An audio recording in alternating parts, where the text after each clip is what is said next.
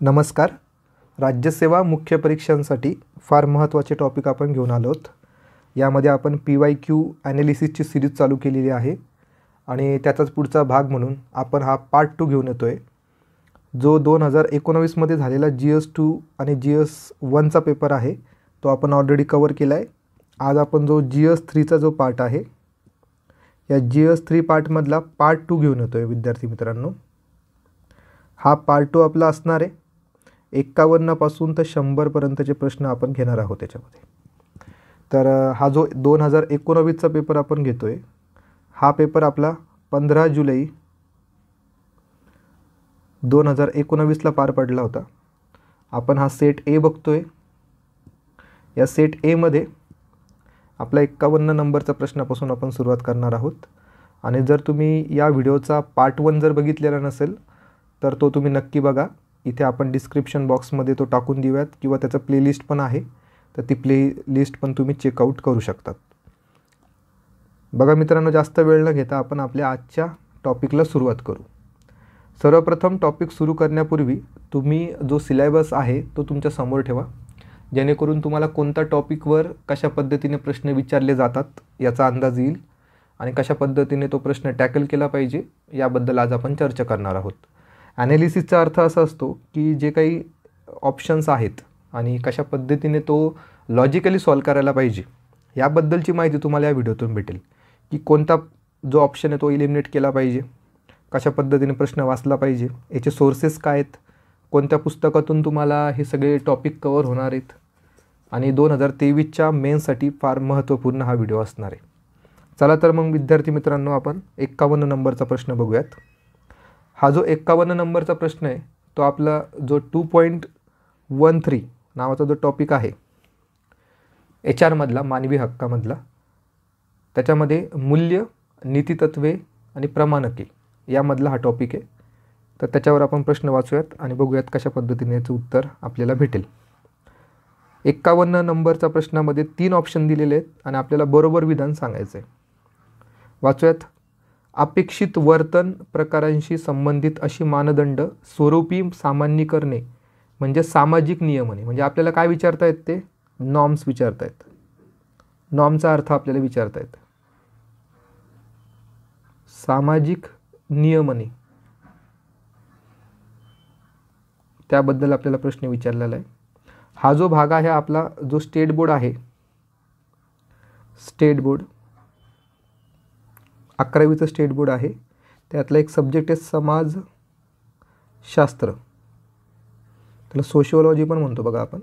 मराठीमध्ये तो अवेलेबल आहे ई बालभारतीच्या वेबसाईटवर तुम्हाला हे 11वीचं पुस्तक भेटेल. तसेच आपलं जे ऑफिसर्स ड्रीम नावाचं चॅनल आहे टेलिग्रामवर, या टेलिग्राम चॅनलवर आपण हे सगळे पुस्तकं ऑलरेडी अपलोड केलेले आहेत. ते तुम्ही टेलिग्रामवर जाऊन बघू शकता. ते पुस्तकं तुम्हाला तिथे भेटून जाईल. आपले 2 चॅनल आहे, एक आपला पब्लिक चॅनल आहे आणि एक आपलं प्रायव्हेट चॅनल आहे. जे प्रायव्हेट चॅनल फक्त राज्यसेवा मेन्स करणाऱ्या विद्यार्थ्यांसाठी आहे, तर ते पण तुम्ही नक्की जॉईन करा, तुम्हाला नक्की त्याचा फायदा होईल. तर स्टेट बोर्ड जे आहे 11वीचं, त्याच्यामध्ये बघा एक त्याच्यामधलं एक प्रकरण आहे, त्याच्यामध्ये नियमने असा एक उल्लेख केलेला आहे. तर बघा आपण वाचूया तिथं 11वीच्या पुस्तकात काय दिलेलं आहे नॉर्मच्याबद्दल.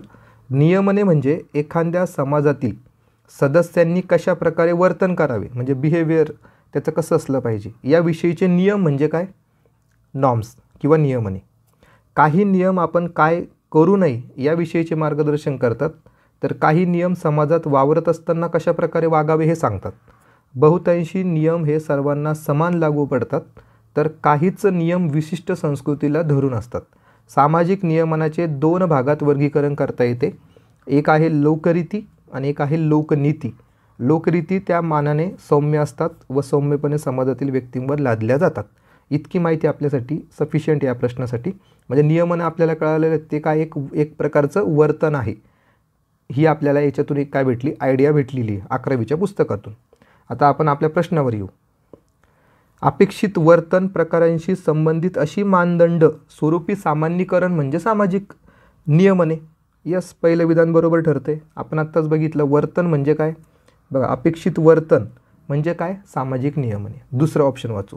वर्तनावर काही मर्यादा घालणारा मनात बाळगलेला अमृत आदर्श म्हणजे नियमन होय. यस, आपल्याला माहिती आहे वर्तन जे आहे, वर्तनावर काही प्रमाणात नियम पण आपण घालवू शकतो आणि ते नियम तयार करून आपण नियमने तयार करू शकतो. म्हणजे नियमनामध्ये वर्तन या शब्दाला धरून सगळं कन्सेप्ट पूर्ण आहे.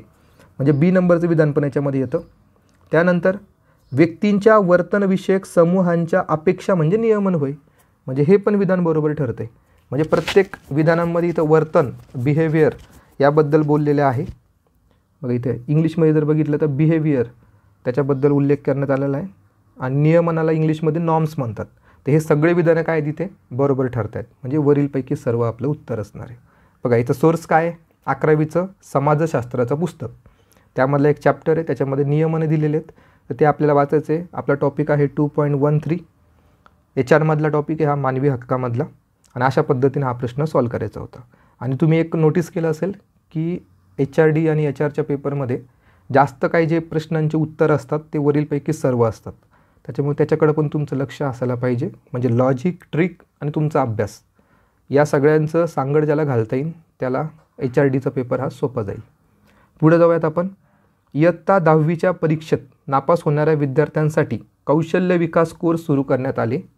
10वी अनुत्तीर्ण विद्यार्थ्यांचे 1 वर्ष वाया जाऊ नये म्हणून कौशल्याधारित प्रशिक्षण देण्यासाठी खालीलपैकी कोणती योजना सुरू करण्यात आली. तर ही योजना आहे महाराष्ट्र शासनाची. आणि कोणासाठी योजना आहे, जे 10वीमध्ये नापास झालेले विद्यार्थी आहेत त्या विद्यार्थ्यांना पुढे कौशल्याधारित शिक्षण देण्यासाठी ही योजना आणण्यात आलेली आहे. मग आता कौशल्याधारित शिक्षण द्यायचं आहे ते पण 10वी अनुत्तीर्ण विद्यार्थ्यांसाठी. तर ती समूह शेती योजना असणार आहे का, नाही असणार आहे. स्वयंप्रकल्प असणार आहे का, नाही असणार आहे. शाळा दर्पण योजना असणार आहे का, तर शाळा दर्पण योजना नाहीच आहे. शाळा दर्पण एक काय पोर्टल आहे हे तुम्हाला माहिती पाहिजे. ते की 5 जून 2015ला जे काही त्यावेळेचं HRD मिनिस्ट्री होतं, HRD मंत्रालय, त्याने सुरू केलेलं हे पोर्टल. आता HRD मंत्रालयाला आपण काय म्हणतो, एज्युकेशन मिनिस्ट्री म्हणतो. ठीक आहे. त्याच्यामुळे शाळा दर्पण योजना नाही आहे, शाळा दर्पण पोर्टल आहे. त्याच्यामुळे डी पण ऑप्शन गेलं. मग उत्तर काय राहते आपलं 2 नंबर म्हणजे बी, कौशल्य सेतू योजना. नावातच इथं काय कौशल्याधारित प्रशिक्षण आहे. मग कौशल्याधारित प्रशिक्षण असेल तर आपल्या ऑप्शनमध्ये कौशल्य हा शब्द पाहिजेच. म्हणजे कौशल्य सेतू योजना महाराष्ट्राची योजना ही 19 ऑक्टोबर 2016ला सुरू झालेली आहे. जी की कोणासाठी आहे, 10वी नापास झालेल्या विद्यार्थ्यांसाठी आहे. म्हणजे आपलं उत्तर काय असायला हवं. बघा इथं आपल्याला काय विचारलेलं आहे, चुकीचे सांगा. मग चुकीचे सांगा जर असेल तर A, C आणि D हे विधान काय चुकीचे आहेत. A, C, D चुकीचं आहे. फक्त ब नंबरचं विधान आहे काय ठरतं इथे बरोबर ठरतं. म्हणजे वाचताना तुम्ही चुकीचं विचारलेलं आहे की बरोबर विचारलेलं आहे याच्याकडे पण तुमचं लक्ष पाहिजे. आणि आपण एक्स्ट्रा माहिती काय घेतली की ही योजना जी आहे कौशल्य सेतू योजना ही 19 ऑक्टोबर 2016ला महाराष्ट्र शासनाची योजना आहे. चला पुढे जाऊयात. महाराष्ट्र राज्यातील कोणत्या 2 जिल्ह्यांना 24 जानेवारी 2017 रोजी राष्ट्रीय बालिका दिनी त्यांच्या प्रभावी समुदाय प्रतिबंधक गर्भधारणापूर्व, प्रसवपूर्व, निदानोपयोगी तंत्र अधिनियमनाची प्रभावी अंमलबजावणी, मुलींचे शैक्षणिक सक्षमीकरण या कार्यासाठी सन्मानित करण्यात आलं. म्हणजे असे कोणते 2 जिल्हे आहेत की त्यांना याच्या बाबतीत त्यांना अवॉर्ड देण्यात आले, पुरस्कार देण्यात आले. तर बघा इथे तुम्हाला माहिती भेटेल. नॅशनल गर्ल चाइल्ड डे जेव्हा होतं त्यावेळेस 10 जे जिल्हे होते, 10 जिल्हे जे होते या 10 जिल्ह्यांना काय करण्यात आलं होतं, सन्मानित करण्यात आलं होतं. त्यापैकी बघा जळगाव आणि उस्मानाबाद हे 2 जिल्हे जे होते ते होते महाराष्ट्राचे.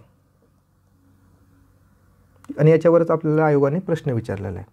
ठीक आहे. म्हणजे याच्यामध्ये उत्तर काय असणार आपलं, उस्मानाबाद आणि जळगाव. ठीक आहे. त्यावेळेसचा हा करंट अफेअरचा प्रश्न आपण असं म्हणू शकतो त्याला. 2019चा प्रश्न आहे, 2019ला विचारलेला 2017च्या घडामोडीवर आधारित. ठीक आहे. चला पुढे जाऊयात आपण. भेदभावापासून महिलांच्या रक्षणासाठी काही कायदे आहेत तर त्या कायद्यांच्या आपल्याला जोड्या लावायच्या आहेत. ठीक आहे. हा सोपा कॅटेगरीमधला प्रश्न आहे कारण की हा आपण भरपूर वेळा वाचलेला असतो. आता याच्यातून तुम्हाला लॉजिक सांगतो मी कसं आहे. बघा आता हुंडा प्रतिबंधक कायदा सगळ्यांना माहिती आहे की तो 1961चा आहे. ठीक आहे. इथपर्यंत सगळ्यांना येणारच आहे. तर बघा तुम्ही जर डीचा आन्सर 2 बघितलं, डीचा आन्सर 2 किती ठिकाणी आहे, 2 ठिकाणी आहे. ठीक आहे. चला आता पुढचं जर बघितलं आपण, महिलांचे असभ्य दर्शन आणि प्रतिबंध कायदा, हा आपल्याला GS2 मध्ये येतो बघा.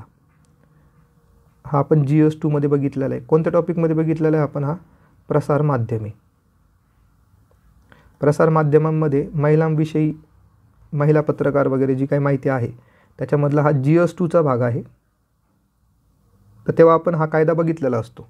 कोणता? महिलांचे असभ्य दर्शन प्रतिबंध कायदा. तर हा कायदा कधीचा आहे? 1986चा आहे. ठीक आहे बघा, Cचं जर 4 असलं आणि Dचं 2 असलं तर आपलं उत्तर येतं 2 नंबर. ठीक आहे, याच्यापैकी 2 जरी माहिती असले तरी तुम्हाला उत्तरापर्यंत तुम्हाला पोहोचता येतं. आता आपण बघू अत्याचार प्रतिबंधक कायदा. अत्याचार प्रतिबंधक कायदा आहे 1989चा. आणि कामाच्या ठिकाणी महिलांची लैंगिक छळवणूक प्रतिबंध मनाई आणि निवारण कायदा, त्याला आपण काय म्हणतो बघा? Sexual harassment of woman at work place. आता हा कायदाही तुमच्या अभ्यासाचा आहे, तुम्हाला माहितीच येतो, 2013चा आहे. ठीक आहे, म्हणजे बचं जर 1 माहिती असलं तुम्हाला आणि डचं जर 2 माहिती असलं तुम्हाला तरी पण तुम्ही उत्तरापर्यंत पोहोचतात. ठीक आहे, अशा पद्धतीने महिलांविषयी, म्हणजेच महिला आपला हा टॉपिक आहे, महिला विकास. महिला विकासामधले जे काही कायदे आहेत, 2013चा, 1961चा हुंडा बंदी कायदा, 1989चा कायदा आणि 1986चा कायदा, हे तुम्हाला पाठच पाहिजे. हा तुमच्या अभ्यासाचा भाग आहे. पुढे जाऊयात. खालीलपैकी कोणत्या ठिकाणी देशात क्रीडा शिक्षणाला चालना देण्यासाठी क्रीडा विद्यापीठाची स्थापना 16 मार्च 2018ला करण्यात आली? त्यावेळेचा हा चालू घडामोडीचा प्रश्न आहे. चालू घडामोडी, कारण की त्यावेळेस देशातील पहिले क्रीडा विद्यापीठ स्थापन झालं होतं. क्रीडा विद्यापीठ स्थापन झालं होतं, ही माहिती सगळ्यांना होती. आणि ते कुठं स्थापन झालं होतं? इम्फाळला, इम्फाळ, मणिपूर. ठीक आहे, ही माहिती आपल्याला असल्या कारणामुळे याचं उत्तर सोपं होतं. 4 नंबर याचं उत्तर असणार आहे. याचं भूमिपूजन जर आपण बघितलं, भूमिपूजन याचं नरेंद्र मोदी यांनी केलं होतं. कधी केलं होतं ते? 16 मार्च 2018ला. आणि 2023मध्ये ते सुरू झालेलं आहे अनुराग ठाकूर यांच्या अध्यक्षतेखाली. ठीक आहे, आता जर आपण महाराष्ट्रातला जर विचार केला की महाराष्ट्रातील पहिले क्रीडा विद्यापीठ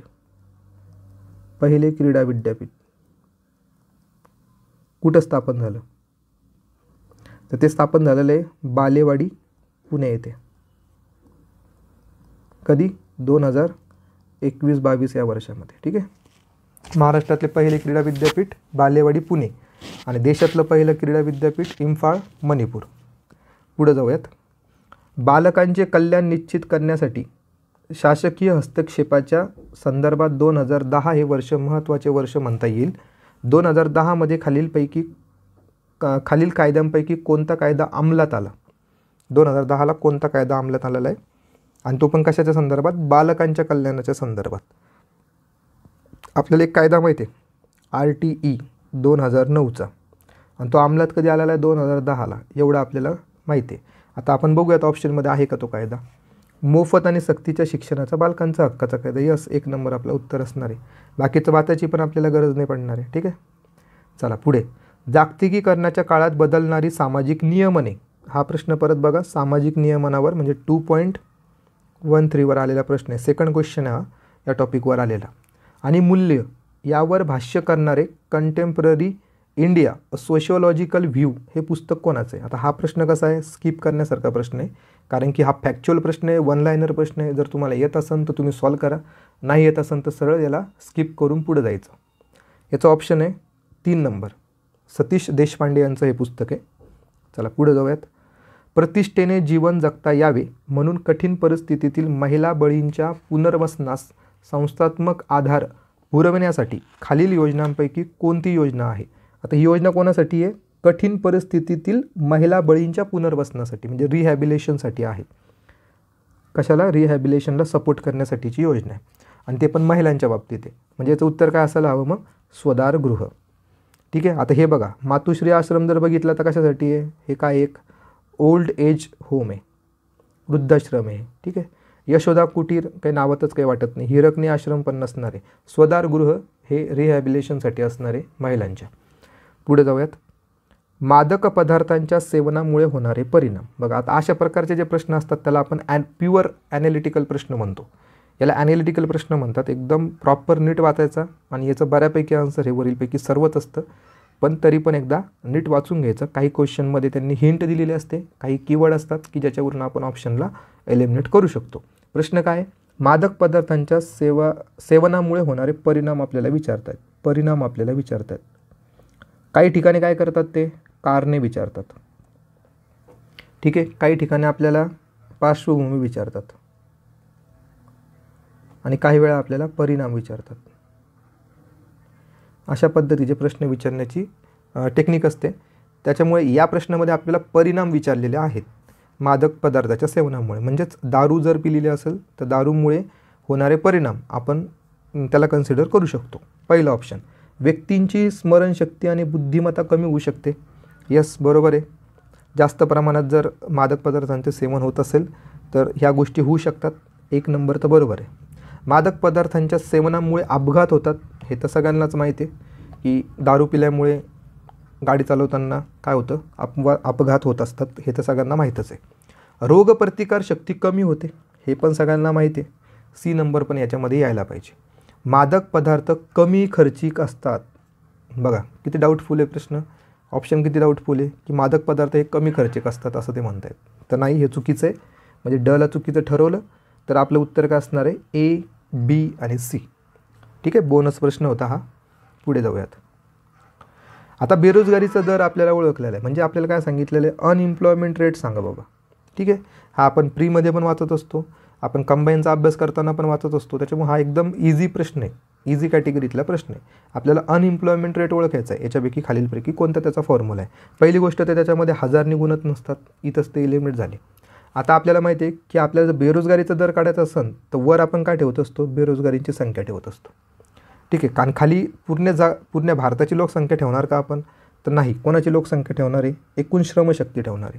म्हणजे इंग्लिशमध्ये जर आपण बघितलं खाली टोटल लेबर फोर्स ठेवावा लागतो आणि वर टोटल नंबर ऑफ अनएम्प्लॉयमेंट किती आहेत ते ठेवावं लागतात आणि गुणिले 100 करावं लागतं. तो आपला फॉर्म्युला झाला अनएम्प्लॉयमेंट रेटचा. ठीक आहे, म्हणजे आपलं 1 नंबरचं उत्तर असणार आहे बेरोजगारीचा दर. आता तुम्ही पाठच करून टाका. बेरोजगारीचा दर कसा असतो? वर बेरोजगारांची संख्या असते, खाली एकूण श्रमशक्ती असते, गुणिले 100 असतं. ठीक आहे, हा फॉर्म्युला फार महत्त्वाचा आहे तुमच्यासाठी. आता पुढच्या तुमच्या 2023च्या पेपरसाठी तुम्हाला काय येऊ शकतं? तर तुम्हाला बेरोजगारीचा दर विचारू शकतात. किती आहे बेरोजगारीचा दर, किती आहे? ठीक आहे, हा तुम्ही प्रश्न काय करून ठेवा, चांगल्या पद्धतीने करून ठेवा. बेरोजगारीचा दर तुम्हाला आकडेवारीमध्ये विचारू शकतात. पुढचा प्रश्न आहे, प्रसारमाध्यमे ही लोकशाहीचे कितवा स्तंभ आहे? आपल्याला माहिती आहे डेमोक्रेसीचे हे 4 पिलर असतात. एक आहे लेजिस्लेटिव्ह, एक आहे एक्झिक्युटिव्ह, एक आहे ज्युडिशरी, एक आहे मीडिया. म्हणजेच काय? विधिमंडळ, त्याच्यानंतर कार्यकारी मंडळ, त्याच्यानंतर आपलं न्यायालय आणि प्रसारमाध्यमे. तर चौथा स्तंभ कोणता येतो आपला? 4th वाला प्रसारमाध्यमे. चला पुढे जाऊयात. प्रमोद महाजन कौशल्य व उद्योजकता विकास अभियान कशाच्या रिलेटेड आहे हा प्रश्न? स्किल डेव्हलपमेंटच्या रिलेटेड आहे. आणि ही योजना कोणाची आहे? महाराष्ट्र शासनाची आहे. महाराष्ट्र शासन. बघूया त्याचे फॅक्ट काय आहेत. 15 ते 45 वयोगटातील लोकांना रोजगारक्षम करण्यासाठी कौशल्य विकास हा कार्यक्रम राबवण्यात येत आहे. कौशल्य म्हणलं तर 15 ते 45 वयोगटातलेच त्याच्यामध्ये कोण असणार आहे? लोक असणार आहेत. तर हे बरोबर आहे पहिलं विधान. या योजनेत अनुसूचित जाती, जमाती, महिला, दिव्यांग, अल्पसंख्याक इत्यादींच्या सहभागावर विशेष भर देण्यात येतो. आपल्याला माहिती आहे जे काही सामाजिक योजना असतात त्यांच्या जास्त भर या घटकांवर असतोच. त्याच्यामुळे बल पण आपण बरोबर ठरवणार. ही योजना अल्पशिक्षित, बेरोजगार, युवक युवतींसाठी उपयुक्त असल्याने त्यांना स्वतःच्या पायावर उभे राहणे शक्य होणार आहे. स्किल डेव्हलपमेंटचं कामच ते असतं की त्या व्यक्तीने स्वतःच्या पायावर उभं राहणं आणि त्यांनी कौशल्याधारित आपलं नोकरी करावी असा त्याचा उद्देश असतोच. सी नंबर पण आपण सोबत घेऊन जाणार आहे. आणि आपल्याला विचारलेलं काय? कोणतं विधान इथे चुकीचं आहे? चुकीचं जर म्हणलं तर 4 नंबर आपलं उत्तर असणार आहे, कारण की हे सगळे विधान काय आहेत? बरोबर आहेत. आणि ही योजना कोणाच्या अंतर्गत येते? महाराष्ट्र राज्य कौशल्य विकास सोसायटीच्या अंतर्गत ही प्रमोद महाजन कौशल्य व उद्योजकता विकास अभियान येत असतं. महाराष्ट्र शासनाची ती योजना आहे.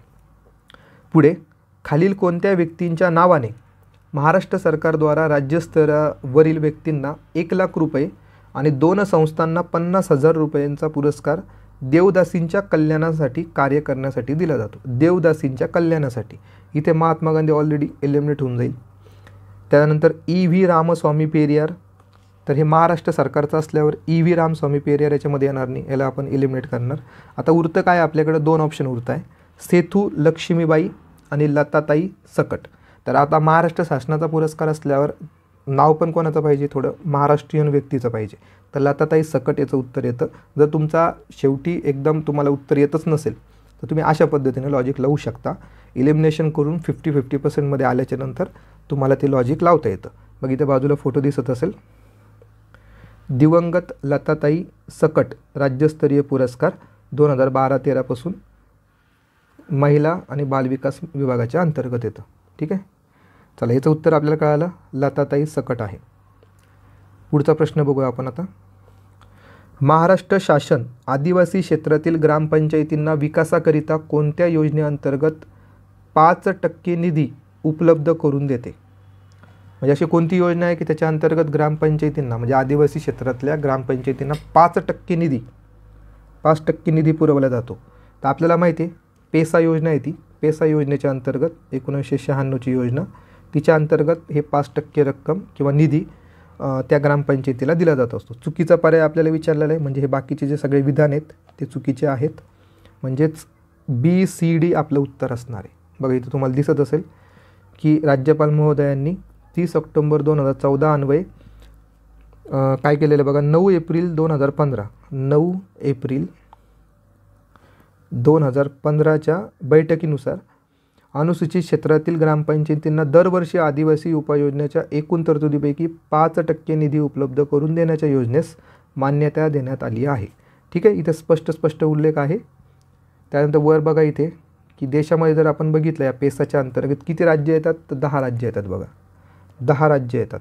ते कोणकोणते आहेत ते इथे दिलेले आहेत नावं आपण. महाराष्ट्र, गुजरात, आंध्र प्रदेश, मध्य प्रदेश, झारखंड, ओरिसा, छत्तीसगड, हिमाचल प्रदेश, राजस्थान आणि तेलंगणा. आणि महाराष्ट्रातले 13 जिल्हे कोणकोणते आहेत, तर अहमदनगर येतं, पुणे येतं, ठाणे येतं, पालघर, धुळे, नंदुरबार, नाशिक, जळगाव, अमरावती, यवतमाळ, नांदेड, चंद्रपूर आणि गडचिरोली. तर एवढे जिल्हे आपल्या महाराष्ट्रामध्ये पेसाच्या अंतर्गत येत असतात. तर याची सगळी तुम्हाला कंटेंट जो असेल तो आपल्या टेलिग्राम चॅनलवर तुम्हाला बघायला भेटेल किंवा तुम्ही याचा स्क्रीनशॉटसुद्धा काढू शकतात. चला पुढे जाऊयात आपण. 65 नंबरचा प्रश्न आपण बघतोय. ज्या साधनांद्वारे समाजाचे सभासद समाजाची नियमने पाळावीत म्हणून एकमेकांना उद्युक्त करण्याचा प्रयत्न करतात त्यांना सामाजिक नियंत्रणे असे म्हणतात. परत प्रश्न आपला 2.13 वर आहे. तोच टॉपिक आहे आपला, नियमने, वर्तन आणि सामाजिक नियंत्रण. त्यापेक्षा आपण नियमन आणि वर्तन हे तुम्ही चांगल्या पद्धतीने वाचून घ्या. स्टेट बोर्डमध्ये 11वीच्या आणि 12वीच्या स्टेट बोर्डमध्ये तुम्हाला त्याच्याविषयी डिटेल माहिती भेटेल. तर बघा आपण डायरेक्टली उत्तरावर येऊ. पहिलं विधान काय आहे की सामाजिक नियंत्रण कशासाठी असतं की समाजाचे सभासद समाजाचे नियमने पाळावीत म्हणून त्याच्यासाठी काय असतं आपल्याकडे सामाजिक नियंत्रण त्याच्यासाठी गरजेचं असतं. 1 नंबरचं विधान बरोबर आहे. सामाजिक समूहांच्या अपेक्षानुसार होणारे वर्तन म्हणजे अनुचलन होय. आता इथं 2 कन्सेप्ट आहे बघा, अनुचलन आणि विचलन. अनुचलनला इंग्लिशमध्ये काय म्हणलेत ते बिहेवियर आणि याला काय म्हणले डिव्हियन्स. ठीक आहे, डिव्हियन्स म्हणजे विचलन म्हणजे आपल्याला माहिती आहे की बदल, चेंजेस होणारं विचलन. तर बघा समूहाच्या किंवा समाजाच्या सामाजिक नियमनाचा भंग करणारं वर्तन म्हणजे विचलन असू शकतं आणि सामाजिक समूहांच्या अपेक्षानुसार होणारं वर्तन म्हणजे अनुचलन असू शकतं. म्हणजे याच्यानुसार चालणारं. अनुचलनचा अर्थच काय होतो, एखाद्या गोष्टीला धरून चालणारं. म्हणजे समूहाच्या अपेक्षानुसार चालणारं वर्तन म्हणजे काय अनुचलन आणि त्या नियमनाच्या भंग करणारं वर्तन म्हणजे काय, त्याच्या विरुद्ध वागणारं वर्तन म्हणजे काय विचलन.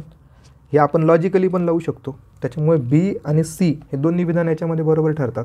आपले उत्तर काय असणार आहे वरीलपैकी सर्व. तसंही GS3मध्ये जास्त उत्तरे काय येतात वरीलपैकी सर्व येतात. त्याच्यामुळे आधी त्या पर्यायाचा आपल्याला काय करायला पाहिजे विचार करायला पाहिजे, नंतर बाकीचे इलिमिनेशनच्या मागं आपण लागलो पाहिजे. ठीक आहे, त्याच्यामुळे 3 प्रश्न हे या टॉपिकवर आलेले दिसत आहेत आपल्याला 2.13 या टॉपिकवर. आणि हे सगळे प्रश्न कशातून कवर होतं? आपले स्टेट बोर्डमधून. याच्यासाठी काही दुसरं एखादं तुम्हाला स्पेशल पुस्तक घेण्याची गरज पडणार नाही आहे. चला पुढे जाऊयात आपण. प्रधानमंत्री कौशल्य विकास योजना ही डॅश मंत्रालयाची योजना आहे. इझी कॅटेगरीतला प्रश्न आहे. आपल्याला माहिती आहे कौशल्य जर म्हणलं त्याचं मंत्रालय कोणतं असणार आहे? कौशल्य विकास आणि उद्योजकता मंत्रालय. पुढे तांत्रिक शिक्षण गुणवत्ता सुधारणा कार्यक्रमाला डॅशची मदत मिळते. Technical education quality improvement programme, त्यालाच आपण काय म्हणतो? TEQIP. ही योजना जर आपण बघितली डिसेंबर 2002ची ही योजना आहे. आणि सध्या या योजनेचा फेज 3 चालू आहे. फेज 3 हा 2017 ते 2021पर्यंत होता. ठीक आहे. आणि या योजनेमध्ये जर आपण फंड बघितला तर 75-25 म्हणजे हे केंद्र आणि हे राज्य. आणि याला जो मदत केलेली आहे ती कोणी केलेली आहे? जागतिक बँकेने मदत केलेली आहे, वर्ल्ड बँक. ठीक आहे. 4 नंबर आपलं उत्तर असणार आहे. टेक्निकल एज्युकेशनच्या रिलेटेड हा प्रोग्राम आहे. पुढे आता इथे 2 कन्सेप्ट आहे. औपचारिक शिक्षण विषयी विचारलेले आहे आणि पुढे एक आपल्याला समोर एक प्रश्न येणार आहे. त्याच्यामध्ये अनौपचारिक शिक्षण म्हणजेच फॉर्मल एज्युकेशन आणि नॉन फॉर्मल एज्युकेशन अशा 2 कन्सेप्ट असतात. त्या आपल्याला त्याच्यावर 2 प्रश्न आपल्याला विचारलेले. हा प्रश्न आपल्याला फॉर्मल एज्युकेशनवर विचारला आणि पुढे 2-3 प्रश्न झाल्याच्यानंतर आपल्याला नॉन फॉर्मलवर पण एक क्वेश्चन आलेला आहे. तर आपण आधी बघून घेऊयात की फॉर्मल आणि नॉन फॉर्मल काय आहे.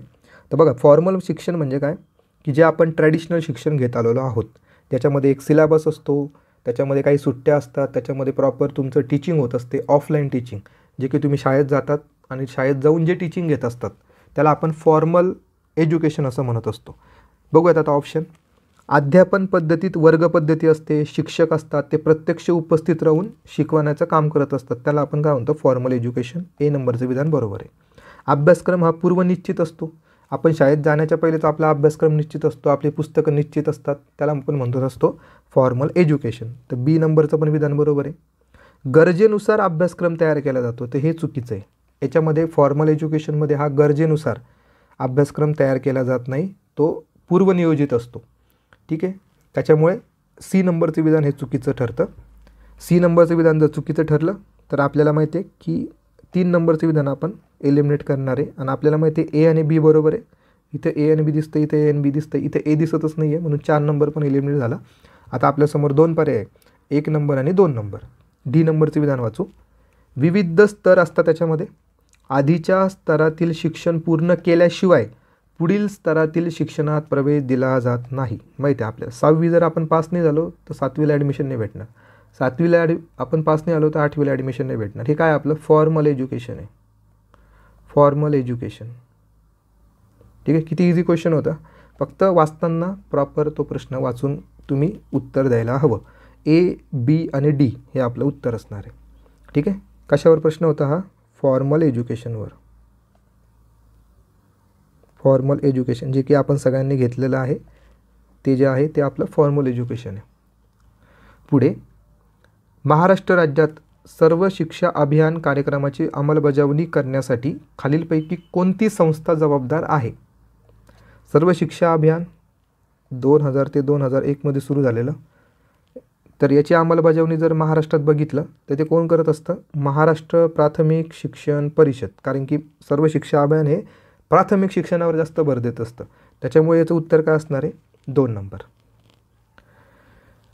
व्यावसायिक शिक्षणाच्या खालीलपैकी कोणत्या समस्या? बघा आता समस्यावर प्रश्न विचारलेला आहे आपल्याला. ठीक आहे. आणि कशाच्या समस्या? Vocational education. व्होकेशनल एज्युकेशनमध्ये सध्या काय परिस्थिती आहे किंवा काय समस्या तिथे अनुभवायला भेटतात त्या आपल्याला विचारलेल्या आहेत. पहिली समस्या बघू आपण. माध्यमिक स्तरावर गळतीचे प्रमाण अधिक आहे. तर यस हे कारण असणार आहे. ही समस्या आहेत त्याच्यामध्ये. खाजगी कारखान्यांचा सहभाग घेतला जातो. हे तर आपल्याला जास्त काही ठिकाणी दिसत नाही. फार कमी प्रमाणात आपल्याला दिसतं आहे की खाजगी कारखान्यांनी सहभाग घेतलेला असेल व्होकेशनल एज्युकेशनच्या बाबतीत. त्याच्यामुळे बी नंबरचं विधान हे चुकीचं ठरतं. प्रशिक्षित अध्यापकांची संख्या पुरेशी असं ते म्हणत आहेत. तर नाही. Adequate number of trend faculty आपल्याला अवेलेबल नाही आहे सध्या व्होकेशनल एज्युकेशनच्या बाबतीत. फार कमी शिक्षक अवेलेबल असतात. तुम्ही जर बघितलं असतं आपल्या 11वी-12वीमध्ये MCVC असतं किंवा ITI असतं, हे सगळे व्होकेशनल सब्जेक्ट, किंवा 8वी ते 10वीपर्यंत काही शाळांमध्ये टेक्निकल हा विषय असतो. तर तुम्ही बघितलं असेल की तिथे जास्त फार टीचर नसतात, फार मोजके टीचर अवेलेबल असतात की ते विषय शिकवत असतात. त्याच्यामुळे प्रशिक्षित अध्यापकांची संख्या पुरेशी आहेत का, तर नाही आहे. त्याच्यामुळे ती काही समस्या नाही आहे. इथे बघा पाहिजे होतं अपुरी पाहिजे होतं, प्रशिक्षित अध्यापकांची संख्या अपुरी, तर ही समस्या असली असती. त्याच्यामुळे B पण नाही आहेत, C पण नाही आहेत. कौशल्य, मागणी आणि पुरवठा, कौशल्याची मागणी आणि पुरवठा यामध्ये फार तफावत आहे. तर यस बरोबर आहे. मागणी फार आहे पण पुरवठा कमी आहे. कौशल्याधारित कामगार हे जास्त भेटत नाहीत पण त्यांची मागणी फार आहे भारतामध्ये. त्याच्यामुळे D नंबरचे विधान हे बरोबर, ही समस्या आहेच. म्हणजे A आणि D या व्यावसायिक शिक्षणातल्या समस्या आहेत, फक्त B आणि C नाही आहेत. आपल्याला बरोबर सांगितलेलं विधान, तर आपलं उत्तर काय असणार आहे, A आणि D हे विधानं योग्य आहेत. व्यावसायिक शिक्षण म्हणजे आपला 1.3 नंबरचा टॉपिक हा आहे. तुम्ही खाटेकर सरांच्या पुस्तकामध्ये पण याविषयी माहिती घेऊ शकतात आणि देसले सरांचा पार्ट 2 यामध्ये पण याबद्दल माहिती दिलेली आहे. राष्ट्रीय प्रज्ञाशोध योजना पुनर्प्रस्तुत करण्याचे का सुचवले. म्हणजे आपण शाळेमध्ये तुम्ही बघा 8वी 9वी 10वीला तुमच्या शाळेमध्ये नॅशनल टॅलेंट सर्च स्कीम, म्हणजे आपण त्याला म्हणतो NTSची परीक्षा तुम्ही दिलेली असेल. NTS असतं, MTS असतं, ठीक आहे. तर NTS परीक्षा जी आहे ती परत का सुरू करण्यात आली, रिइंट्रोड्यूस का करण्यात आली, तिचं कारण काय. NCERTच्या अंतर्गत घेतली जाते NTS, नॅशनल टॅलेंट सर्च. तर नॅशनल टॅलेंट सर्च नावातच आहे की तुम्हाला टॅलेंट ओळखून काढायचं आहे. जे रिसर्च करणारे विद्यार्थी आहे, सायंटिफिक बनू शकतात ते पुढच्या काळामध्ये, त्यांच्यामध्ये थोडी बाकीच्या विद्यार्थ्यांपेक्षा ते जास्त हुशार आहेत. त्या हुशार विद्यार्थ्यांना आपल्याला निवडायचं आहे, त्यांच्यातून त्यांना स्कॉलरशिप द्यायची आहे. तर ते त्याचं कारण असू शकतं की त्याला प्रस्थापित काय केलं ते आपण बघू. शाळेतील विज्ञान शिक्षण सुधारण्यासाठी NTS आहे का, तर नाही. आंतरराष्ट्रीय विज्ञान ऑलिम्पियाडला बढती देण्यासाठी आहे का, नाही. पहिले दोन्ही विधान येत नाही. उच्च शिक्षण स्तरावर मूलभूत विज्ञानाचा अभ्यास करण्यासाठी हुशार विद्यार्थ्यांना प्रोत्साहित करण्यासाठी. सगळेच विद्यार्थी त्याच्यामध्ये नसतात. जे हुशार विद्यार्थी जे त्याच्यामध्ये पास होतात NTSमध्ये, तो त्यांचा उद्देश असतो की त्या विद्यार्थ्यांनी मग पुढे जाऊन उच्च शिक्षणामध्ये त्यांनी चांगलं काम करावं, हा त्याचा उद्देश असतो. C नंबर त्याचा उद्देश असणार आहे. आणि शुद्ध विज्ञानामध्ये संशोधनात पुढाकार घेण्यासाठी, म्हणजे to lead towards research in pure science, म्हणजे सायन्समध्ये त्यांनी संशोधन करावं, तो पुढे जाऊन शास्त्रज्ञ बनावा, या दृष्टीने ही NTS परीक्षा आयोजित केली जात असते शाळेमध्ये. नॅशनल टॅलेंट सर्च, C आणि D हे त्याचं योग्य कारण असणार आहे. C आणि D. अखिल भारतीय तंत्र शिक्षण परिषद AICTE कायदा संसदेने कधी संमत केला. हा एकदम इझी प्रश्न आहे. भरपूर वेळा आपल्या PYQमध्ये हा प्रश्न आपण बघितलेला आहे. आपल्याला माहिती आहे AICTEची स्थापना ही 1945मध्ये झालेली आहे आणि याला जो वैधानिक दर्जा जो भेटलेला आहे तो वैधानिक दर्जा 1987मध्ये भेटलेला आहे. आपण फार वेळा हा रिपीट केलेला प्रश्न आहे. 1987 आपलं उत्तर असणार आहे. पंतप्रधान राष्ट्रीय कौशल्य विकास परिषदेने कोणाची स्थापना केलेली आहे.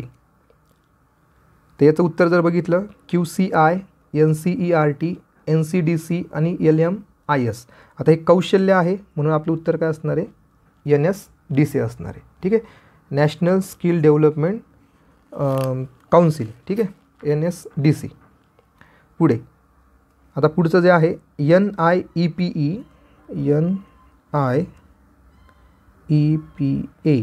याचा आपल्याला लॉंग फॉर्म माहिती पाहिजे, लगेच तुम्हाला उत्तर भेटून जातं याचं.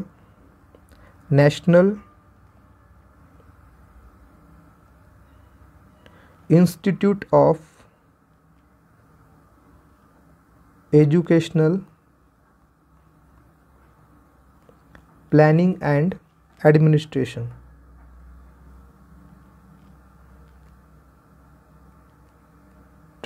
हा त्याचा लॉंग फॉर्म होतो. न्यू दिल्लीमध्ये याचं हेडक्वार्टर आहे. नावातच कळते आपल्याला की प्लॅनिंग आणि ॲडमिनिस्ट्रेशनसाठी ही इन्स्टिट्यूट आहे. ते कशाच्या संबंधित असणार आहे मग, शैक्षणिक मानसशास्त्र प्रशासन शैक्षणिक नियोजन आणि प्रशासन. ठीक आहे, आलं बी नंबरचं option, educational planning and administration. ठीक आहे, बी नंबर आपलं उत्तर असणार आहे, फक्त बी. म्हणजे हा प्रश्न फक्त तुम्हाला जर लॉंग फॉर्म जरी माहिती असला त्या संस्थेचा तरी तुम्हाला उत्तर येतं. म्हणजेच तुम्ही सिलेबसचे पॉईंट जरी पाठ केलेले असतील तर सिलेबसचा पॉईंट्स पण पाठ करून तुम्हाला अशा पद्धतीचे उत्तर येत असतात. त्याच्यामुळे सिलेबस पाठ करणं हे फार महत्त्वाचं असतं. ई लर्निंग म्हणजे काय? ऑप्शन वाचू. शैक्षणिक अभ्यासक्रमाच्या प्रवेशानंतर इलेक्ट्रॉनिक तंत्रज्ञानाच्या सहाय्याने अध्ययन म्हणजे काय? E learning. यस. पूर्णतः ऑनलाईनवरून वितरित होणारा कार्यक्रम म्हणजे काय? E learning. यस, माहिती आहे आपल्याला. DVD किंवा CD ROMद्वारे वितरित होणारं शिक्षण. आता हे रेकॉर्डेड लेक्चर असतात का? ई लर्निंगमध्ये नसतात, त्याच्यामुळे सी नंबरला आपण सोबत गेले नाही आहे. शिक्षक प्राध्यापक विद्यार्थ्यांशी ऑनलाईन संवाद साधतात व स्वाध्यायांचे श्रेणीकरण करतात. ऑनलाईन संवाद साधणं म्हणजेच काय? आपलं ई लर्निंग आहे. म्हणजे A, B आणि D हे आपलं उत्तर असणार आहे. सी फक्त याच्यामधून आपण काय करतोय? एलिमिनेट करतोय. मुलींना अभियांत्रिकी महाविद्यालयामध्ये प्रवेश चाचणीच्या तयारीसाठी डॅश डॅश ही योजना मोफत ऑनलाईन स्त्रोत उपलब्ध करून देते. मोफत ऑनलाईन स्त्रोत. बेटी बचाव बेटी पढावमध्ये वाचलं का आपण? अशा पद्धतीचं काही नाही वाचलं. महिला सामख्यामध्ये आहे का असं? हे मुलींच्या बाबतीत आहे. महिला सामख्य अशी योजना असणार आहे का? नाही. सर्व शिक्षा अभियान तर आपल्याला माहिती आहे प्राथमिक शिक्षणाच्या संबंधित आहे, त्याच्यामुळे ही पण याच्यामध्ये येणार नाही. सगळे विधान आपण एलिमिनेट केलं. उत्तर राहतं आपलं उडान. ठीक आहे, उडान नावाची योजना होती जी की मुलींना अभियांत्रिकी प्रवेशासाठी मोफत ऑनलाईन स्त्रोत उपलब्ध करून देण्यासाठीची योजना होती. राष्ट्रीय शिक्षण दिन हा दरवर्षी कधी साजरा केला जातो? ठीक आहे, राष्ट्रीय शिक्षण दिन 3 जानेवारीचा नसणार आहे, तर आपलं उत्तर का असणार? 11 नोव्हेंबर. डायरेक्टली वन लाईनर प्रश्न आहे. ठीक आहे, राष्ट्रीय शिक्षण दिन. जनशिक्षण संस्थांची सुरुवात MHRD म्हणजेच मिनिस्ट्री ऑफ HRDचा डॅश डॅश म्हणून केली गेली होती. जनशिक्षण नावातच काय? जनशिक्षण. तुम्ही इथं लगेच लॉजिक लागलं पाहिजे, तुमचं इथे लगेच ट्रिक लागली पाहिजे. जनशिक्षण म्हणजे काय असणार आहे? प्रौढ शिक्षण असणार आहे. ठीक आहे, प्रौढ शिक्षण कार्यक्रम असणार आहे जनशिक्षण म्हणजे. लॉजिकली लागू शकता तुम्ही याचं उत्तर. पुढे जाऊयात आपण. समाजशास्त्रीय दृष्टिकोनातून शिक्षणाचे कार्य योग्य पर्याय ओळखा. समाजशास्त्रीय दृष्टिकोनातून शिक्षणाचं कार्य हा पण आपला 2.13 असणार आहे आणि याचा आपल्याला स्टेट बोर्डमध्येच भेटणार याचं उत्तर. समाजशास्त्र या पुस्तकामध्ये, समाजशास्त्र पुस्तक आहे, समाजशास्त्र 11वीचं पुस्तक. यात तुम्हाला याची माहिती भेटेल की समाजशास्त्रीय दृष्टिकोनातून शिक्षणाचे कार्य काय आहे. पहिलं ऑप्शन वाचू आपण. चांगल्या परंपरांचा स्वीकार करणे, पॉझिटिव्ह सेंटेन्स. रचनात्मक आणि विधायक कार्य करणे, समाज नियंत्रण साधने आणि सामाजिक परिवर्तन घडवून आणणे. सगळे विधान हे पॉझिटिव्ह आहेत. वरीलपैकी सर्व आपलं उत्तर असणार आहे. ठीक आहे, चला पुढे जाऊयात. समुदाय तंत्रनिकेतन यांच्याकडे डॅश डॅश विकासाची जबाबदारी असते. Community polytechnics have responsibility of dash dash development. आता नावातच आहे कम्युनिटी पॉलिटेक्निक जर म्हणलं, आपल्याला एक योजना आठवती, कम्युनिटी डेव्हलपमेंट प्रोग्राम. ठीक आहे, कम्युनिटी डेव्हलपमेंट प्रोग्राम तो कशासाठी होता? ग्रामीण विकासासाठी होता. म्हणजे कम्युनिटी पॉलिटेक्निक पण कशासाठी असणार आहे? ग्रामीण विकासासाठी असणार आहे. केंद्रीय प्राथमिक शाळेच्या निर्मितीची भूमिका काय? केंद्रीय प्राथमिक शाळा तुम्हाला माहिती असतील की ही सेंट्रल गव्हर्नमेंटच्या अखत्यारीत येत असते केंद्रीय प्राथमिक शाळा. तर हिचं निर्मिती का करण्यात आली, त्याचं कारण काय? तर आपण वाचूयात वन बाय वन. शिक्षकांना अध्यापनाविषयी मार्गदर्शन करणे केंद्रीय प्राथमिक शाळेचा उद्देश आहे का? तर यस. जवळच्या शाळांचे नेतृत्व करणे हे पण त्याचा उद्देश आहे. त्यानंतर गुणवत्ता विकास कार्यक्रमांना गती देणं हे पण त्याचं काम आहे. आणि नवीन सामाजिक उपक्रमांची अंमलबजावणी करणे. सामाजिक उपक्रम म्हणजे त्याला आपण इंग्लिशमध्ये जर बघितलं सोशल ॲक्टिव्हिटीजचं काही काम असणार आहे का केंद्रीय प्राथमिक शाळेमध्ये? तर नाही, सामाजिक उपक्रमांचं काम नसतं शैक्षणिक संस्थांचं. त्याच्यामुळे डीला आपण एलिमिनेट करणार आहोत. डीला जर एलिमिनेट केलं तर ABC आपलं उत्तर बरोबर आहे. 3 नंबर आपलं उत्तर असणार आहे. ठीक आहे, म्हणजे शिक्षणापासून सामाजिक उपक्रम थोडे दूर ठेवायचे असतात. तर हे याच्यातून आपल्याला कळतं. पुढचा प्रश्न जो आहे रुसावर प्रश्न आहे. आता हा प्रश्न जो आहे पुढं परत एकदा रिपीट होणार आहे. तर ज्याचं समजा ज्याला असा पहिला प्रश्न जर पहिला येत नसेल आणि जर पुढं जर त्या प्रश्नाचे लिंक लागत असेल तर तुम्ही लगेच त्याचं उत्तर चेंज करायला पाहिजे. त्याच्यावरून तुम्हाला थोडा अंदाज भेटून जातो. आता 82च्या प्रश्न बघायच्या आधी आपण 85 नंबरचा प्रश्न बघू, मग तुम्हाला चांगली आयडिया येईल. राष्ट्रीय उच्च शिक्षा अभियान नाव काय आहे? राष्ट्रीय उच्च शिक्षा अभियान म्हणजे रुसाचा लॉंग फॉर्म आपल्याला इथं भेटतो आहे. ही उच्च शिक्षणाच्या बाबतीत रुसा आहे. आता बघूयात आपण 82मध्ये रुसा हे डॅश डॅशच्या संबंधित आहे. बघितलं 85 वरून तुम्हाला 82चं आन्सर भेटलं. म्हणजे रुसा हे कशाच्या संदर्भात आहे? उच्च शिक्षणाच्या संदर्भात आहे. झालं तुमचं उत्तर. म्हणजे उत्तर काय असणार आपलं? फक्त सी. म्हणजे 85 नंबरच्या प्रश्नावरून तुम्हाला 82चं प्रश्नाचं उत्तर भेटून गेलं. तसंच तुम्हाला प्रीमध्ये पण तुम्ही तशा पद्धतीचे लॉजिक लावू शकतात. जर कधी आयोगाने एक टॉपिकवर प्रश्न विचारलेला असेल आणि त्याचा जर लिंक, त्याचा जर काही उल्लेख पुढच्या एखाद्या प्रश्नामध्ये येत असेल तर त्या प्रश्नाचं उत्तर तुम्ही चेंज करू शकतात त्या प्रश्नाच्या अकॉर्डिंगली. म्हणजे याचा अर्थ काय की जेव्हा प्रश्न तुम्ही वाचतायत तेव्हा तुम्ही डायरेक्टली तुमच्या आन्सर शीटमध्ये गोल करू नका. सगळे प्रश्न झाल्याशिवाय गोल करायचं नाही, कारण की तुम्हाला काय होत असतं नंतर काही प्रश्न चेंज करावे लागू शकतात. त्याच्यामुळे ही टेक्निक तुम्ही यूज करू शकता. 83 बघू. यशपाल समिती 1993च्या अहवालाचे शीर्षक काय होते? आता हा पण आपला रिपीटेड प्रश्न आहे.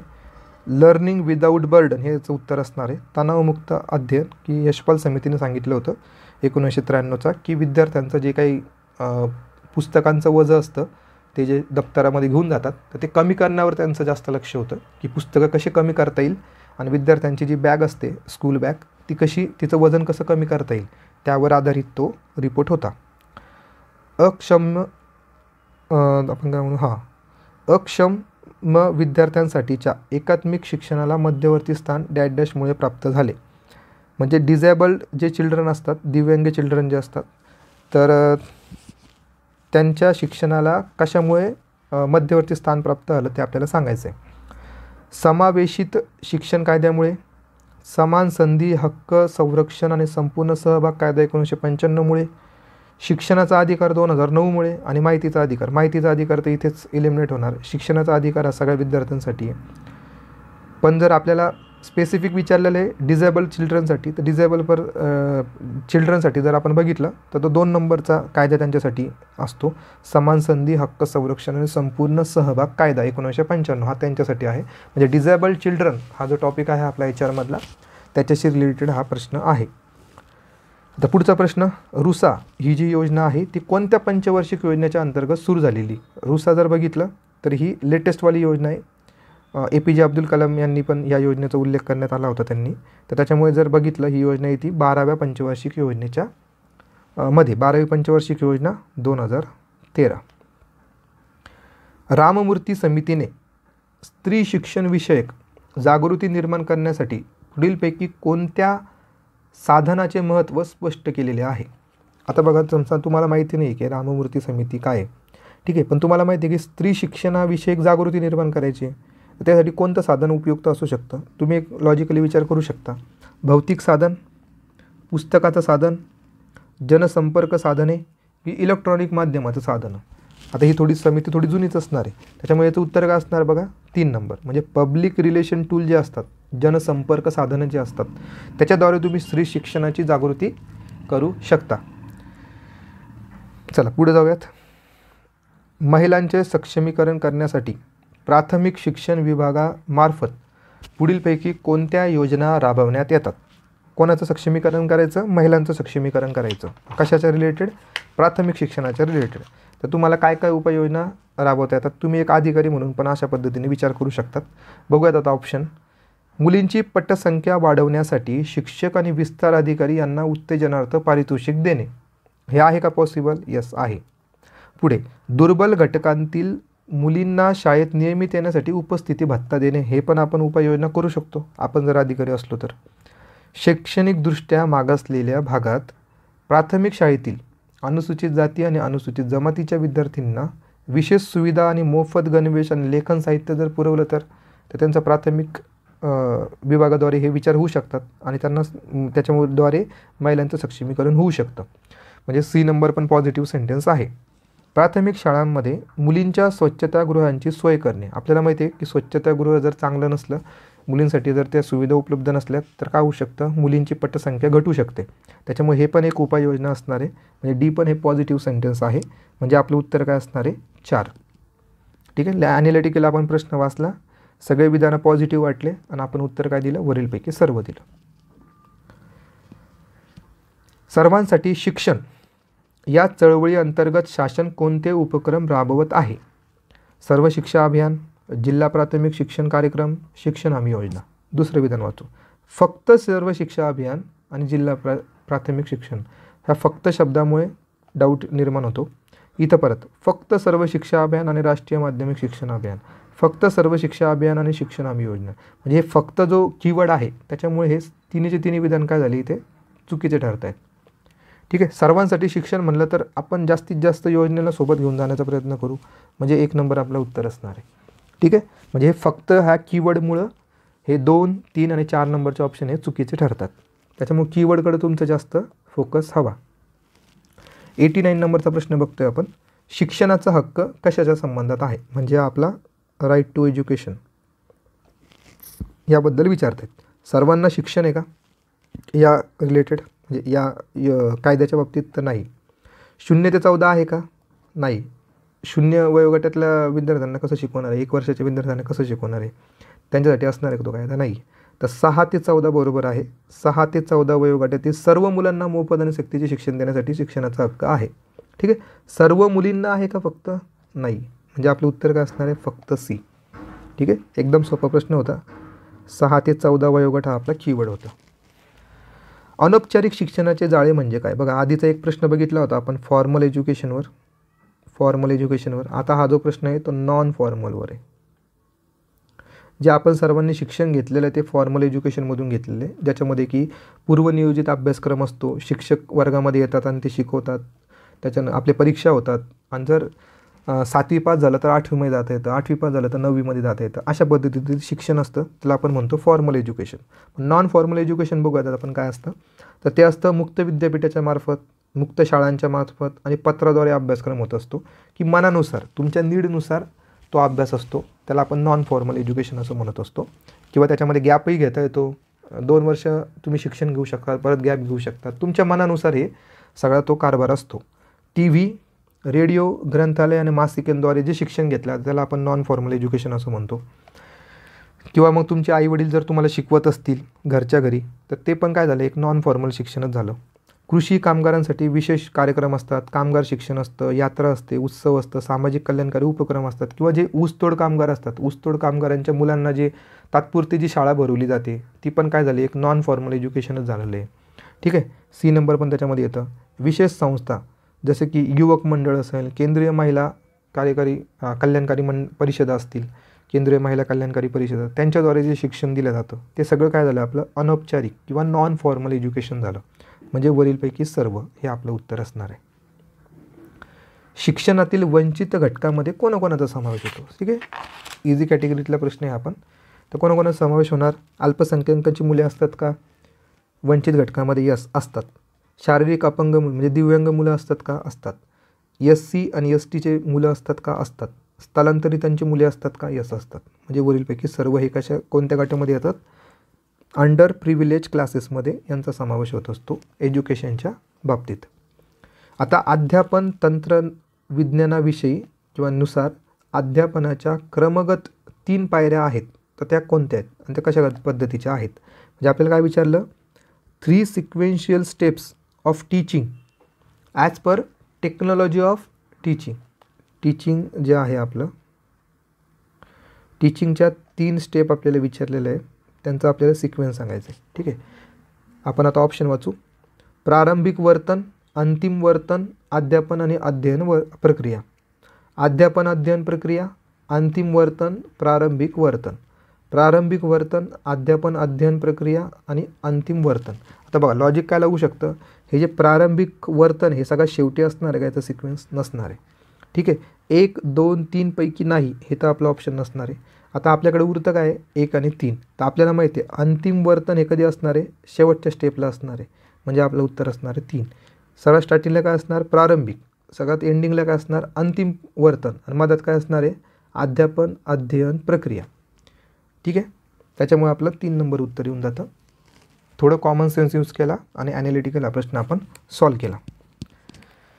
राष्ट्रीय रोजगार क्षमता वृद्धी अभियानाची म्हणजे NEEM त्याला असं म्हणतो आपण, नॅशनल एम्प्लॉयबिलिटी इन्हॅन्समेंट मिशन, ची स्थापना कधी झाली? आता हा प्रश्न जो आहे जर तुम्हाला ते इयर पाठ असेल तर तुम्ही उत्तर द्या. इयर पार्ट नसेल तर सरळ स्किप करा. याचं उत्तर आहे 2017. व्यावसायिक उत्कृष्टतेवर परिणाम करणारे घटक आपल्याला विचारलेले आहे. म्हणजे एलिमेंट्स अफेक्टिंग ऑन प्रोफेशनल एक्सलन्सवर म्हणजे अफेक्ट करणारे घटक कोणते? मानवी संपत्तीची गुणवत्ता, व्यावसायिक प्रशिक्षण, व्यावसायिक क्षमता आणि एकूण लोकसंख्या. मला सांगा, व्यावसायिक उत्कृष्टतेवर परिणाम करतं का एकूण लोकसंख्या? नाही करत. त्याच्यामुळे डीला आपण एलिमिनेट करणार. पण मानवी संपत्तीची गुणवत्ता ही तुमच्या प्रोफेशनल एक्सलन्सवर परिणाम करू शकते. तुमचं प्रोफेशनल ट्रेनिंग कसं आहे त्याच्यावर तुमचं प्रोफेशनल एक्सलन्स ठरत असतं. आणि प्रोफेशनल कॅपेबिलिटीज कशा आहे तुमच्या त्याच्यावरून तुमचं काय ठरत असतं? प्रोफेशनल एक्सलन्स ठरत असतं. पण टोटल पॉप्युलेशनवरून काहीच ठरत नसतं. ठीक आहे. तर टोटल पॉप्युलेशनवरून तुमचं एक्सलन्सी ठरणार आहे का? नाही. म्हणजे डीला आपल्याला काय करायचं आहे? एलिमिनेट करायचं आहे. डीला जर आपण एलिमिनेट केलं तर आपलं उत्तर काय येतं? ABC. ठीक आहे. 95 नंबरचा प्रश्न बघतोय आपण. राजर्षी छत्रपती शाहू महाराज शिक्षण शुल्क शिष्यवृत्ती योजना कोणत्या अभ्यासक्रमांना प्रवेश देण्यासाठी दिली जाते? तर हा प्रश्न आयोगाने कॅन्सल केलेला आहे. पुढचा प्रश्न बघू. बरोबर विधान आपल्याला सांगायचं आहे. भारतीय राज्यघटनेने धार्मिक, भाषिक आणि वांशिक या 3 प्रकारच्या अल्पसंख्याकांची व्याख्या करण्यात आलेली आहे. ते चुकीचं आहे. 2च प्रकारच्या अल्पसंख्याकांची व्याख्या करण्यात आलेली आहे आपल्या राज्यघटनेमध्ये. 2 प्रकारचे अल्पसंख्याक म्हणजे मायनॉरिटीज. 2 प्रकारचे कोणते आहेत ते? पहिलं आहे धार्मिक आणि दुसरं आहे भाषिक. हे 2च आहेत आपल्याकडे. त्याच्यामुळे पहिलं विधान चुकलं. अल्पसंख्याकांसाठीचा राष्ट्रीय आयोगाची स्थापना 1991 मध्ये करण्यात आली. याचा कायदाच आपल्याला कधीचा आहे? अल्पसंख्याक आयोगाचा कायदा कधीचा आहे? 1992चा आहे. ठीक आहे. त्याच्यामुळे 91 मध्ये स्थापना होणार आहे का त्याची? नाही. 2 नंबरचं विधान पण चुकलेलं आहे. त्यानंतर अल्पसंख्याकाच्या स्थितीचे मूल्यांकन करण्यासाठी भारत सरकारने 2005 मध्ये 9 सदस्य असलेली सच्चर समितीची नेमणूक केली. आता आपल्याला आपल्या अभ्यासाचा भाग आहे सच्चर कमिटी. तर सच्चर समितीने कोणाचा अभ्यास केला होता? तर मुस्लिम समुदायाचा अभ्यास केला होता. मुस्लिम समुदायाचा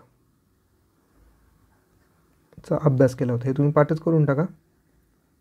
जर सच्चर समिती ही मुस्लिम समाजाचा अभ्यास करत असेल तर इथं काय म्हणले? ते अल्पसंख्याकाच्या स्थितीचा अभ्यास करत आहे. त्याच्यामुळे 3 नंबरचं विधान पण चुकलेलं आहे. इथं अल्पसंख्याकाच्या जागेवर काय पाहिजे होतं?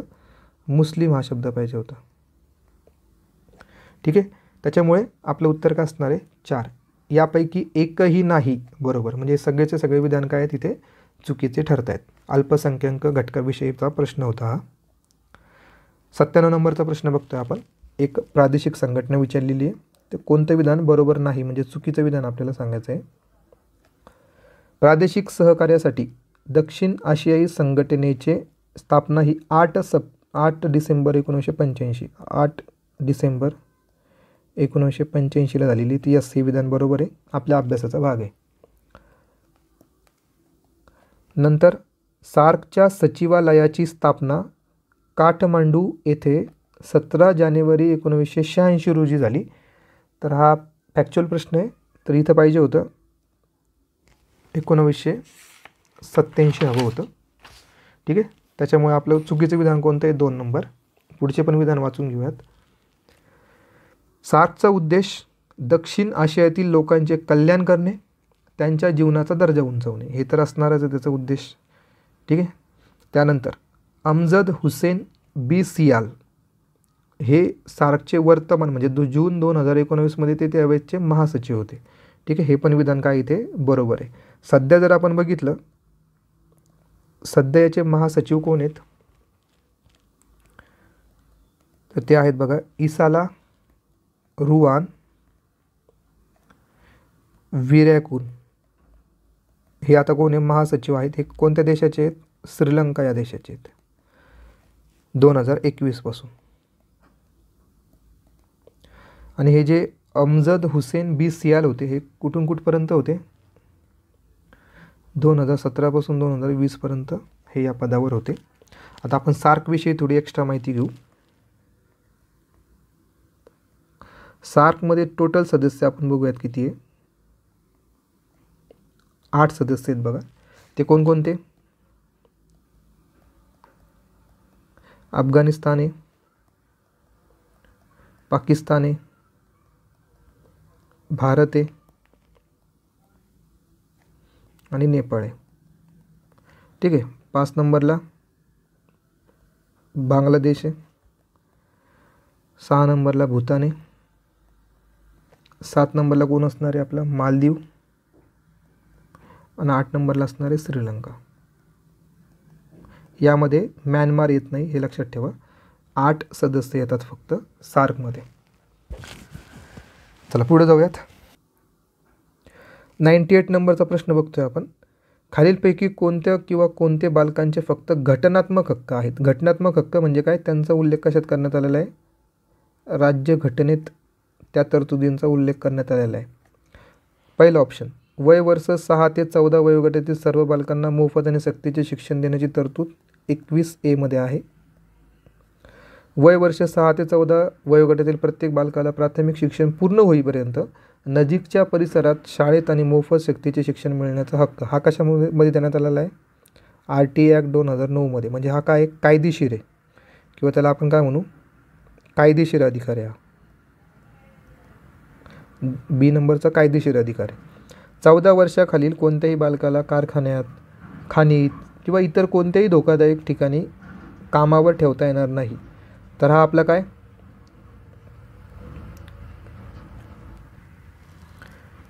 24 नंबरचा जो काही आपला आर्टिकल आहे, 24 नंबरचा जो काही कलम आहे तो कशाच्या रिलेटेड आहे? आपला बालकामगार. ठीक आहे. 24 मध्ये काय बालकामगारांचा उल्लेख आहे. त्याच्यामुळे हा पण काय एक घटनात्मक आपला हक्क आहे. ठीक आहे. म्हणजे आपला A नंबरचं आणि C नंबरचे हे घटनात्मक हक्क आहेत. A आणि C म्हणजे 3 नंबर आपलं उत्तर असणार आहे. आणि B जो आहे तो कसा आहे? कायदेशीर आहे. ठीक आहे. कायदेशीर अधिकार आहे तो. 99 नंबरचा प्रश्न बघूयात. बघा आता हा सोपा कॅटेगरीमधला प्रश्न आहे 99चा. आपले जे काही मार्गदर्शक तत्व आहे त्याच्या जोड्या लावा विचारलेल्या आहेत आपल्याला. ठीक आहे. चला बघूयात आपण आता. काम करण्याचा अधिकार, समान कामासाठी समान वेतन. समान कामासाठी समान वेतन आपण माहिती आहे 39 मध्ये. आणि उद्योगाच्या व्यवस्थापनात कामगारांचा सहभाग आपल्याला माहिती आहे 43A मध्ये त्याचा उल्लेख करण्यात आलेला आहे. म्हणजे याच्यावरून जर आपण उत्तर लावण्याचा प्रयत्न केला तर Bचं काय पाहिजे? 4 पाहिजे आणि Dचं पाहिजे 3. Dचं 3 म्हणजे 2 नंबर आपलं याच्यामध्ये उत्तर असणार आहे. किमान राहणीमानाचा अधिकार जर बघितला तो येतो 41 मध्ये. आणि काम करण्याचा अधिकार जर बघितला तो येतो, सॉरी इथं चुकलं आपलं, किमान राहणीमानाचा जर बघितला तर तो 47 मध्ये येतो. आणि काम करण्याचा अधिकार हा 41 मध्ये येतो. ठीक आहे. राहणीमानाचा दर्जा 47 आणि काम करण्याचा 41. आजच्या टॉपिकचा आपला शेवटचा प्रश्न आपण घेतोय जो की आहे UDHRचे जे काही 30 कलम आहेत, 30 कलम त्याच्यावरचा हा प्रश्न आहे. बघा इथे तुम्हाला दिसत असं नाही 30 कलमाचे आपण दिलेले ऑलरेडी आपल्या टेलिग्राम चॅनलवर आहे ते. फर्स्टमध्ये काय येतं बघा, फर्स्टमध्ये येतं इक्वॅलिटी येतं. त्यानंतर पुढे जर आपण गेलो लाईफ लिबर्टी अँड सेक्युरिटी 3 नंबरमध्ये येतं. 7 नंबरमध्ये इक्वॅलिटी बिफोर द लॉ येतं जे की आपलं 14 मध्ये राज्यघटनेत जो 14 नंबरचा कलम आहे इक्वॅलिटी बिफोर लॉ तो UDHRमध्ये 7 नंबरला देण्यात आलेला आहे. ठीक आहे. त्यानंतर प्रायव्हसी 12 नंबरमध्ये आहे. त्यानंतर नॅशनॅलिटी 15 नंबरमध्ये दिलेली आहे. प्रॉपर्टी 17 नंबरमध्ये आहे. बघा इथे दिसते तुम्हाला. संपत्तीचा अधिकार हा UDHRमध्ये 17 मध्ये देण्यात आलेला आहे. अशा पद्धतीचे हे 30च्या 30 तुम्हाला कसं पाहिजे? पाठ पाहिजे मेनसाठी. प्रश्नावर येऊ आपण. प्रश्न कशा पद्धतीने विचारलेला आहे तर बघा, राष्ट्रीयतेचा अधिकार, नॅशनॅलिटीचा अधिकार कशात देण्यात आलेला आहे? 15 नंबरमध्ये. आत्ताच आपण बघितलं ते. म्हणजे त्याचं उत्तर काय असणार आहे? 2 नंबर. संपत्तीचा अधिकार आत्ताच बघितला 17 मध्ये. ठीक आहे. जर आपलं क्रम लागला व्यवस्थित, संपत्तीचा अधिकार हा 17 मध्ये देण्यात आलेला आहे. म्हणजेच Bचं काय लागलं पाहिजे? 4 नंबर. Bचं 4 नंबर इथं 2 ठिकाणी आहे. त्यानंतर राष्ट्रीयतेचा अधिकार म्हणजे अचं 2 नंबर असायला पाहिजे. अचं दोन्ही ठिकाणी आहे. त्यानंतर काम करण्याचा जर आपण अधिकार बघितला, काम करण्याचा अधिकार तर तो कशामध्ये येतो, 23मध्ये येतो. आणि विश्रांतीचा अधिकार जर बघितला तो 24मध्ये येतो. विश्रांतीचा 24मध्ये येतो. हा ते म्हणजे डीचं काय पाहिजे, 1 नंबर. म्हणजे आपलं उत्तर काय असणार आहे, 2 नंबर पर्याय. ठीक आहे. म्हणजे हा सिंपल प्रश्न आहे मानवी हक्काच्या जाहीरनाम्यावर. ते 30 कलम आहे ते तुम्हाला पाठच पाहिजे.